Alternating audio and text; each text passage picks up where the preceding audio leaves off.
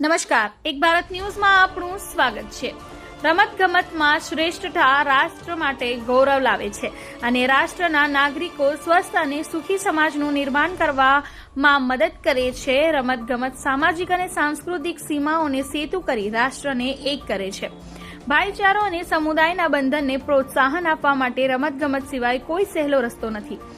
તે એક મહાન સ્તરીય અને એકીકૃત છે। જ્યારે ટીમમાં રમતી હોય ત્યારે ટીમમાં સાથીઓની જાતિ, સંપ્રદાય અથવા સમુદાય કોઈ વાંધો નથી લેતો। ભારતના પ્રવર્તમાન અને ગુજરાતના તત્કાલીન મુખ્યમંત્રી શ્રી નરેન્દ્ર મોદીની દીર્ઘદ્રષ્ટિથી ગુજરાત રાજ્યના સર્વનિર્ણ જયંતિ વર્ષ 2010થી મેગા સ્પોર્ટિંગ ઇવેન્ટ ખેલ મહાકુંભની પહેલ કરી હતી। કાશ્મીરથી શ્રી યુવક સેવા અને સાંસ્કૃતિક પ્રવૃત્તિઓ ગાંધીનગરના ઉપક્રમે જિલ્લા યુવા અને સાંસ્કૃતિક પ્રવૃત્તિઓની કચેરી જિલ્લા યુવા વિકાસ અધિકારી શ્રી બનાસકાંઠા દ્વારા આયોજિત ધાનેરા તાલુકા કક્ષા ખેલ મહાકુંભ 2025 તારીખ 23/8/2025 ના રોજ ડીબી પારેખ હાઈસ્કૂલ ખાતે યોજાઈ હતી।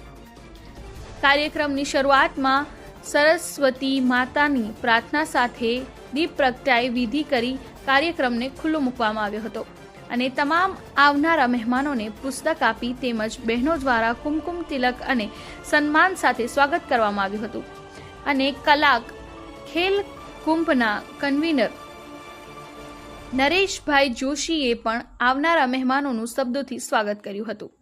આજે બનાસકાંઠાના ધાનેરા તાલુકાની 6 થી 14 વર્ષની શાળાઓ અને 15 થી 20 વર્ષની 38 શાળાઓ આમ કુલ 640 સ્પર્ધકોએ ખેલ મહાકુંભમાં ભાગ લીધો હતો। આ ખેલ મહાકુંભમાં લગ્ન ગીત સમૂહ, સુગમ સંગીત, લોક નૃત્ય, રાસ ગરબા, ભરતનાટ્યમ, ચિત્રકલા તેમ અનેક પ્રકારની 14 કૃતિઓ કલાનું પ્રદર્શન કરવામાં આવ્યું હતું।